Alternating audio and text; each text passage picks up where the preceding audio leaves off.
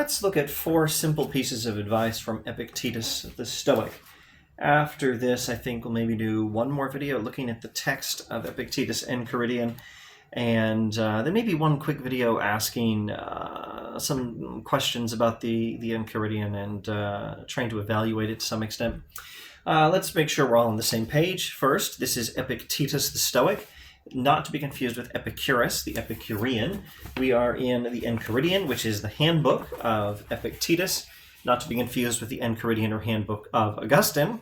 And we're using the public domain translation that you can find on the internet for yourself by Elizabeth Carter, not to be confused with Samantha Carter from Stargate. Epictetus says, "Be for the most part silent, or speak merely what is necessary and in few words." I really need to do a video sometime on Bishop Ambrose's De Officiis Ministrorum, on the duties of ministers. He starts off talking about the importance of shutting up and not talking too much. This is usually good advice. Be for the most part silent, or speak merely what is necessary and in few words. All sorts of things have been said about this in human civilization, from the maybe oversimplified line that people use. Better to, how does it go? Better to keep your mouth shut and have people think you're an idiot than to open your mouth and prove it. Usually being quiet is a good idea. A wise man once said, "Nothing at all."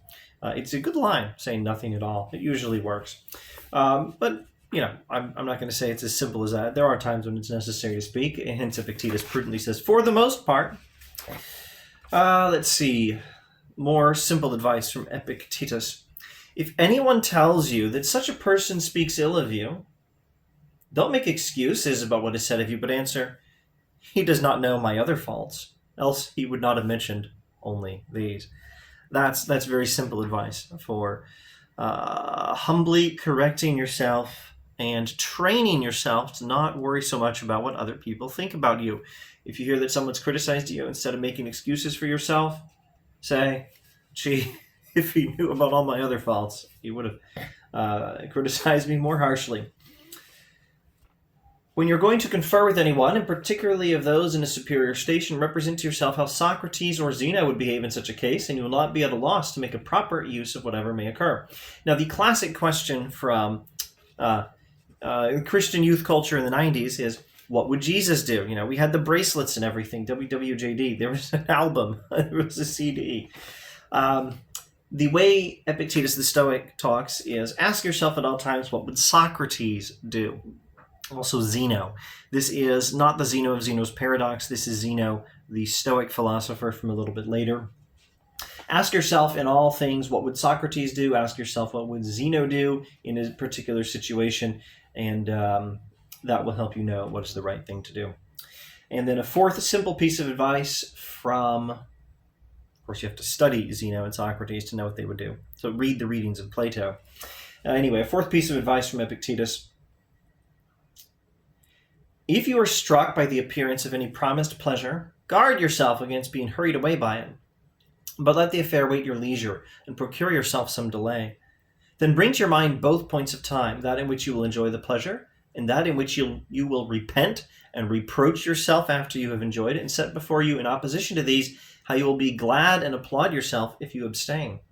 And even though it should appear to you a seasonable gratification, take heed that its enticing and agreeable and attractive force may not subdue you. But set in opposition to this how much better it is to be conscious of having gained so great a victory. Think of the consequences before acting. When you're lured by some pleasure, think of the consequences of enjoying the pleasure for a short time and then regretting it later. And think of the consequences of resisting a pleasure and being pleased to have gained a victory over this temptation later. Very simple advice. Think of the consequences before acting, including the regret later if you give in to a desire or an inappropriate pleasure. That's all for today. Thank you for joining me in a look at some simple moral advice from Epictetus, the Stoic philosopher.